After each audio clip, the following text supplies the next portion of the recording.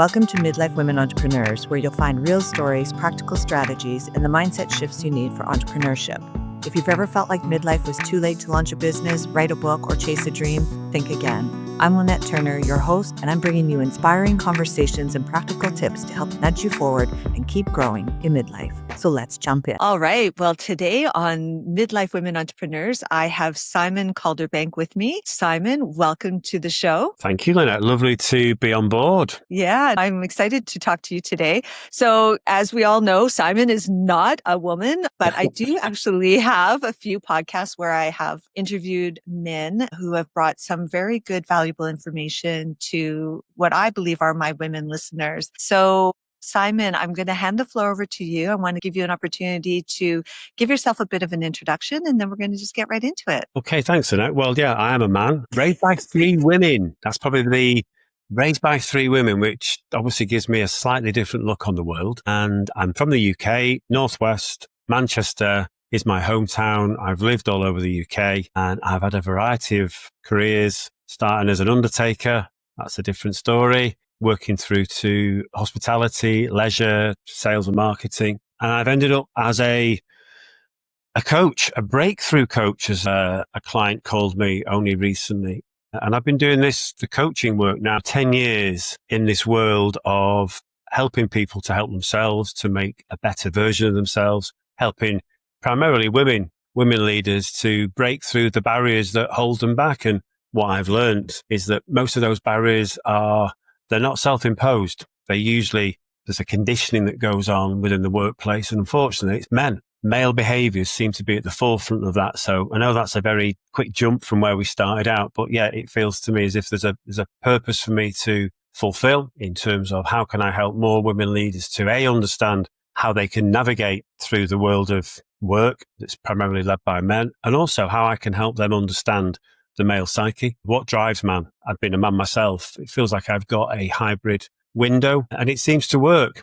It seems to work in terms of the successes that we get, working with a variety of different styles in terms of women where they are, whether that's family-run businesses, big corporates. So yeah, my purpose is to help more women to break through their own barriers and to readdress the gender balance in the workplace. Yeah, no, I love it. I love it. So how did you get started sort of honing in on even just that purpose, I suppose? Like you talk about, predominantly being a coach for women, getting sort of breakthroughs. And what you realized was that it was sort of a male influence that caused sort of these roadblocks for them. So talk a little bit about how did you sort of get down that path and of that purpose, and also what kind of barriers, like can you name some of those barriers specifically? Yeah, well, if I go back to how I got into it was I'd always sort of noticed that the people that would recruit me, whether that was from a family-run business or from a bigger corporation where there was more procurement and HR function, it was predominantly women who would be the people, my point of contact in the HR world. And that's the leadership and development world, which is where I suppose is where I find most of my opportunities. It felt like it was a more predominantly female-driven industry. So for me, it was, women buy from me because they seem to be the key decision makers. So I never really put two and two together. I just presumed that was the world I was in. And so you learn to adapt. And I suppose my upbringing never really featured in my own thinking. And then an old colleague of mine, Alex, just privately messaged me and just said, "Who are you to tell me how to behave?" And I was taken aback thinking, well, I've known you for years. You've known me. You've seen me about. You know what I do. And she just said, well, I'm uncomfortable that you as a white middle class entitled CSI gender male. But I thought, well, if that's how someone who knows me is perceiving me online, good Lord, what are other people thinking? So that's when I kind of went away and really put my head down. And it made me realize that the answer I've been looking for or not looking for was basically right in front of me, which was being raised by women from the age of 4. My dad left when we were like 4 years old. So all my influences were female. My big sister, my auntie who moved in with us for about 4 years, and my mum. So all of a sudden I was thinking, surely not. Surely, is it that?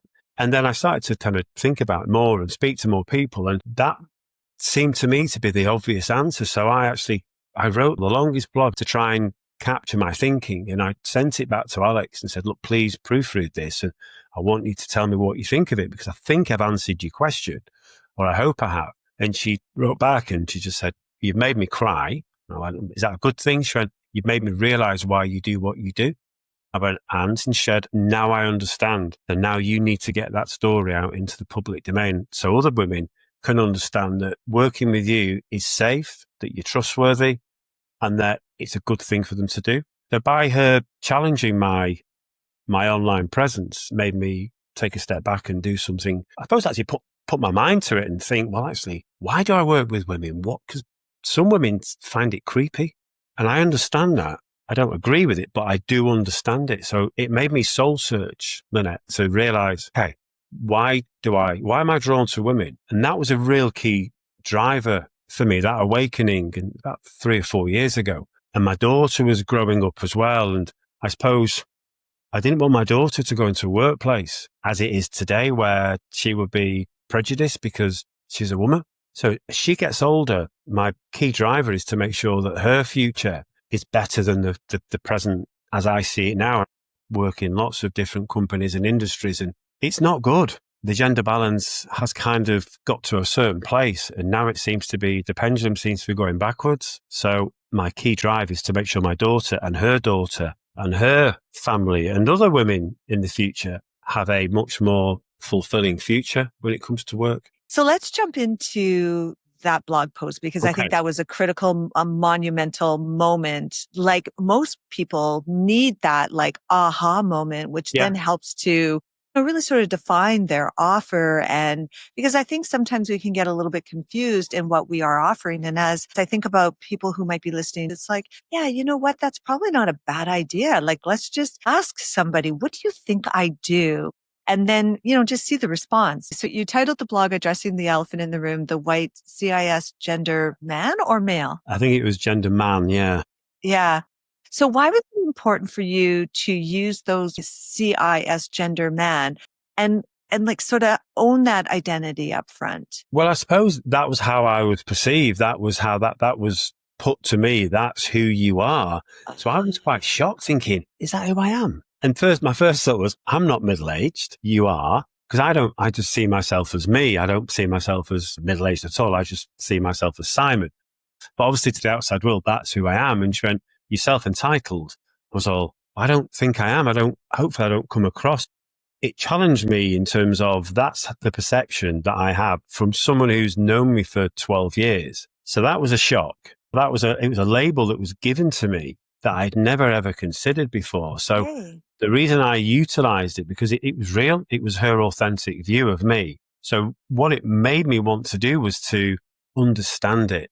Not so much challenge it, but to understand it. So let's talk a little bit about that. How do you build trust with women who might feel initially sort of skeptical of like you and like, oh, well, he's just going to teach me how to be a woman in a male environment using my masculine energy?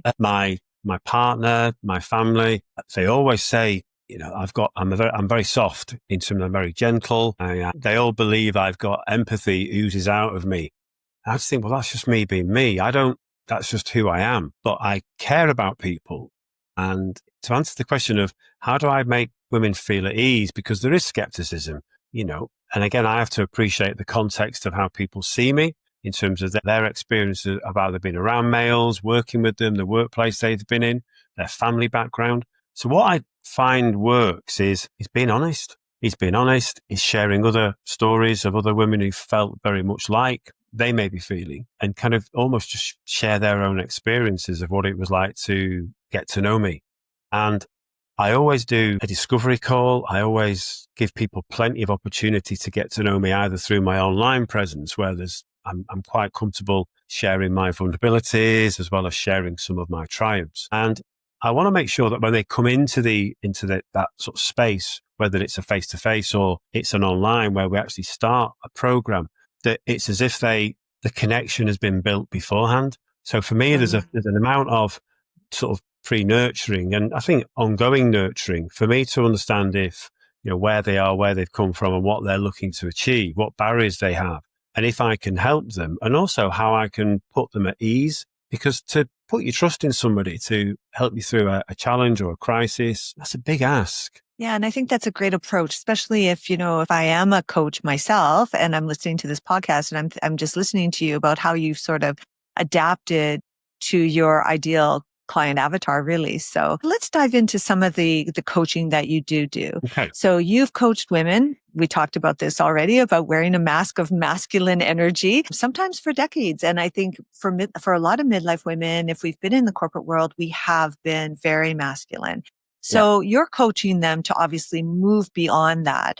What does it look like? Like, what does it look, feel, sound like, I guess, when that mask finally comes off, when you can move this woman from lead first with the feminine and then push with the masculine? It's relief. It's a tangible, palpable relief that you can actually feel on camera. It's almost as if a skin is shed. It's euphoric. I get a surge of energy from the realization of clients when it's almost as if they go, well, thank the Lord for that. Thank God I can be me. I can be my authentic self. And yet I can still have respect. I can still lead with integrity. It is almost like an awakening. And that for me is a fuel. It's a fuel that makes me realize that what we do together is powerful. It's purposeful. And for the client, it's an awakening. That's the best way I can describe it.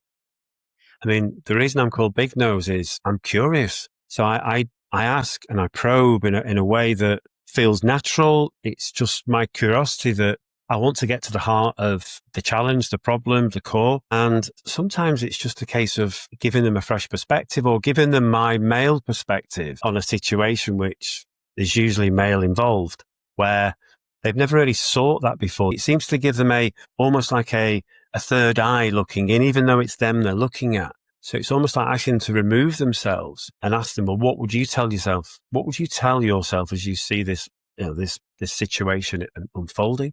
And that does seem to have, sometimes it can be really uncomfortable. Sometimes there's a lot of trauma involved in some of these challenges. It just flows, Lynette. Yeah. When you're in that scenario, is people say, well, what's your technique? And I was all, being in the moment, listening attentively, and then being agile to whatever I hear back. I suppose I can flow. And of course, because of all the experience I've got from my 58 years on this world and all the different contexts and stories and experiences that women have shared with me, my subconscious mind just throws things back into my conscious world. And it's almost like I can just pull out, this is appropriate, or this is appropriate, or this approach worked for this person. So it sounds like you're sort of more of an intuitive, that, obviously you're basing a more bespoke approach to your clients, which is good. So, cause you said that, well, what do you do? What frameworks are you using? And you're suggesting listening. And so that really is the power of the feminine. So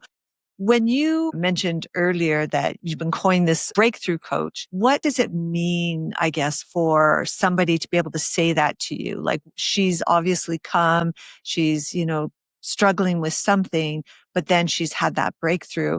So what does it mean for her to lead after that breakthrough? There was a couple of clients recently who came through we did a 5-day challenge to create a safe environment for just women leaders to an online space. And it was from barriers to breakthroughs. And all 4 of them, we created an intimate environment. The 4 of them had never met before. It was online. It was an hour a day. And we had one woman was exceptionally cynical, but was in a very peculiar place in terms of toxic culture. So she felt, well, it was like last throw of the dice. One leader was felt that she had to be a man, and lead like a man to be successful. The other woman who stands out was a returning mum to work, and she'd lost all her confidence in terms of her ability to, having left 12 months before, to go back. She was the MD of a really successful digital agency, and she felt powerless, utterly powerless, that she would be able to just come back into the role and perform as she'd done before. She started off as an account executive 15 years ago to then running the business. So we all knew she was good. She'd forgotten that she was good. So she felt powerless. So her breakthrough was to realize that she still was powerful. She was purposeful. And all we asked her to do was to reframe how she saw herself, and asked her to reframe through the eyes of other people. In other words, her colleagues, her clients, and go and get some 360 feedback, which is what she did. And when she came back into the challenge the following day, it was as if a cloak had been lifted off her. Literally, I said, how do you feel? She went, I can't believe for the last 12 months I've been telling myself that I'm not good enough. So just by asking her to reach out to people, I mean, for me, I thought, well, that's a really, not straightforward, but it's an easy way of identity.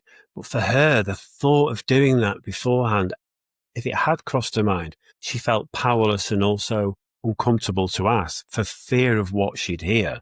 But when she did it, because I asked the question, so, okay, then if I ask your colleagues now and you weren't in the room, what 3 words would they use to describe you? If I asked your family members 3 words and I asked your clients 3 words. So these 9 really powerful, positive, affirming words came back. And I said, you do realize that that's who you are. But that's what they think. I said, but they're not here. That's what you think. And then you could sort of see the light bulbs go. I said, right, now go and ask them. Go and validate what you believe they'd say and tell me how you feel tomorrow. Her testimonial was all, I can't believe it was that simple just to reframe my thinking. I said, well, it is simple, but to do it took a whole heap of courage for her. And yeah, now she's the powerful force that she's always been. Right. So it's those little aha moments. It's the things we already know inside, but somewhere along the journey, we've lost that confidence. We've lost that sort of self-esteem, maybe, or something like that. So I want to talk about the first woman you talked about where she came in, she was kind of a little bit, miserable. I'm going to paraphrase, but so sometimes misery is familiar, and then therefore that familiarity feels safe. What would you say to a woman who knows she's stuck, but just can't seem to choose joy or a different direction or to get unstuck? Timing was right for her because she was just in despair. She'd worked in this toxic environment. And when she started to talk about the things that were affecting her, I just said, it wasn't here by any chance, was it? And she went, how do you know that? I said, well, I don't, but the story you've just told me mirrors very much what I've been reading in the press. So she was in a company where there was let's just say it was uncomfortable. The owners are now behind bars for major fraud, but she was oblivious. They were that good. She was oblivious to what was going on because she also was a big helper.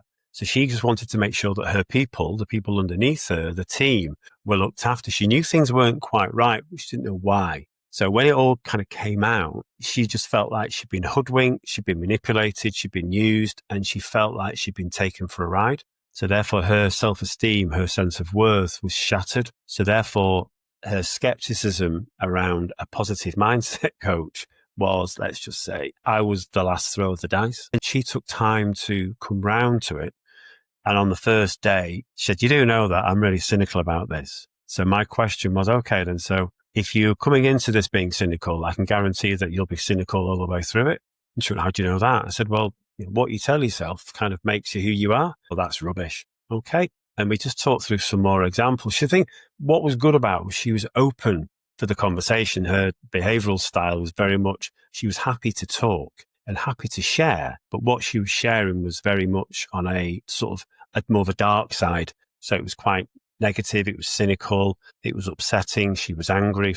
All these emotions were weaved into her behaviors. So I just asked the question, said, well, what would life be like if you were the opposite of this? What would life be like if your life was full of sunshine and you were happier? And she went, that's never going to happen. So then we went deep straight away into, okay, then, well, if I was to teach you a way of maybe moving that dial a little bit further into more of a lighter version of yourself, what would you say to that? And she went, well, I'll give it a go, but it won't work. I said, it's amazing, isn't it? When we tell ourselves. So we went straight into affirmations and I explained some of the theory behind that.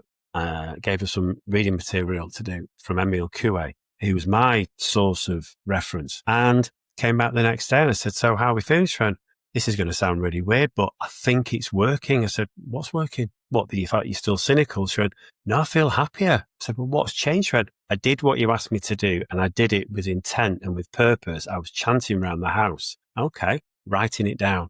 And I've woke up feeling happier and I've no reason to be happy apart from what you told me to do. And I said, do you want to be happier? She said, I do. I said, well, that's half the battle. If you've got a desire to be happier, what we've got is a very behavioral performance that's been very dark. And we can shift that, but it's going to take time. And she went, I feel different. Okay. And then we just worked with her and the support of the other women in the group. By the end of the 5 days, 5 hours, she was a different person. And yeah, it was as if her shifting from a cynical approach to a more open-minded and more curious, all of a sudden, opportunities that weren't there a week ago were suddenly bombarding her. Some of them weren't right for her, but she said she even posted on LinkedIn about how she'd gone through this transformation in such a short space of time. So that person was always in there. Like the other woman, she'd just forgotten how to access it because it was easier to stay in the same place. Yeah, I mean, I think for me, when you're talking there, I just felt like everything is about your subconscious mind. What does it really take, I guess, to rewrite that subconscious, rewrite that story that is so deep in your subconscious that, you talk about the I am affirmations and the light visualization. Is that really kind of all it takes, or? Again, depends on the context of the scenario. I've been doing affirmations for years and years and years. Give me an example of those. Well, every night when I go to sleep, I go through the alphabet. I do the A to Z. So I tell myself, and I frame it with I am always. So therefore it's present tense and I give myself no escape. So when people say, I am happy, I always say, well, when are you happy? Are you happy now? Are you happy later today? So by putting in always, for me, that turns the volume up. It intensifies the intensity of the emotion. And I go through the alphabet. So I'm always achieving. I'm always bettering myself. I'm always compassionate. I'm always delivering for my clients. I'm always empathetic. And I do that. And trust me, when you get to Z, it's like, right, there's not many good tendencies, characteristics, but I do it. And I've been doing that probably for 20, 21, 22 years. And I never knew why it worked, but it did. So basically I was telling myself, and someone said, are you programming yourself? I said, well, I am. I'm emphasizing the person that I believe I am, as well as the person I would want to be. So I always want to deliver for my clients. I always want to give service. So by telling myself over and over again and visualizing what that looks like, that for me has created a blueprint, a DNA that I follow. Does it mean I stick to it every single day? No, occasionally situations that have happened will trigger my subconscious to throw back a version of me that I thought I'd left behind. So every now and then you can have those thinking, Jesus, where's that come from? But it's just a memory of mine that's been triggered by, it might be a smell or seeing someone I've not seen for decades or going to a city that I've not visited for 30 years. And when I go into that city, briefly, I can become that person of 30 years ago because my subconscious just goes, oh, you're back in Malaga. Yeah. Or it could be a test, that's the way I look at it is like, I feel like sometimes the universe delivers things to you to really see if you believe in these, in your affirmations, Yeah. I think it's just a bit of a test and can you catch yourself, I guess, to not go back into that place. Earlier, we were talking about how I've moved back from Mexico. I've moved back to a place where I was maybe 7 or 8 years ago.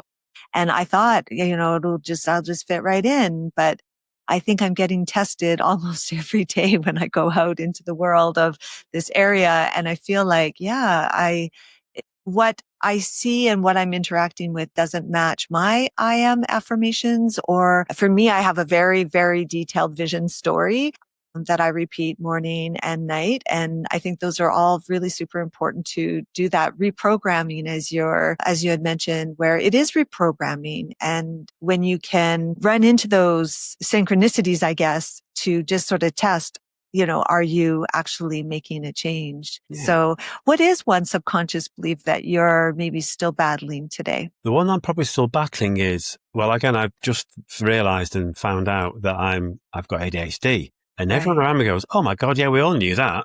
Okay, well, did no one think to tell me? Thanks for letting me know. I just thought that was just who I am. So the thing, I work really well to deadlines, as in I love a deadline. I get hyper-focused. My time management, I have to have systems everywhere to make sure that I am on time and stick to time. I've got no concept of, if someone says, how long will it take? Oh, it'll take me 45 minutes. And my partner, Dan, goes, yeah, I'll add about 30 minutes on to, I'll be 45 minutes. And lo and behold, it's an hour and 15. So the thing I battle with is that how to allocate time, how to understand how to that time is a resource, that it's, it's finite. Once it's gone, it's gone. So that's my constant battle.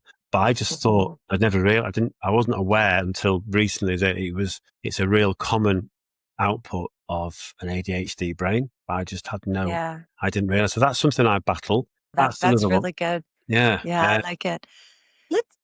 I just a couple more questions for you, specifically around midlife women. We are seeing there's lots of burnout. There's some resentment, as you just, you talked about. And I think there becomes a little bit of a numbness in midlife women. And so what is your honest take on what's actually killing their spirit? Some of it's themselves. Some of it would be themselves in terms of that. How much more do I have to endure of this? Therefore, what's the point? I hear that a lot. Why? What's the point? Is it worth it? Is anything ever going to change? So I think that's a self-imposed belief, but I understand where that belief can come from.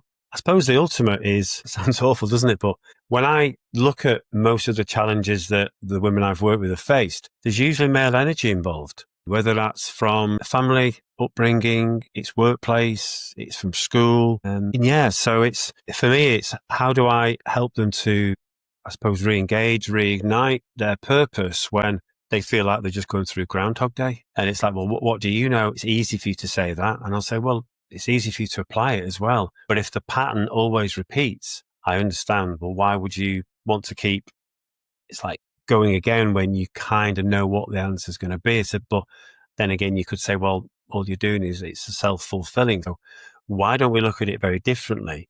And why don't we, take a different approach and see what results that might get? I suppose it's So same as what is your fire starter for her then? So like you're kind of leading into that direction.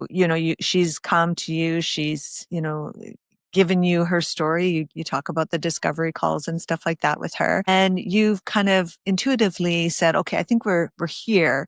Is that, and validate that. What's the first thing that you want to say to her to sort of ignite this journey together? powerful one is if they were to create a picture of what a good life or their life in terms of I suppose, what would be their dream scenario in terms of the dream outcome they would like, not from a coaching program, but just in general. What would that look like? And if they were to write that down, what words would they use? If they were to bullet point it, or if they were to visualize it or sketch it.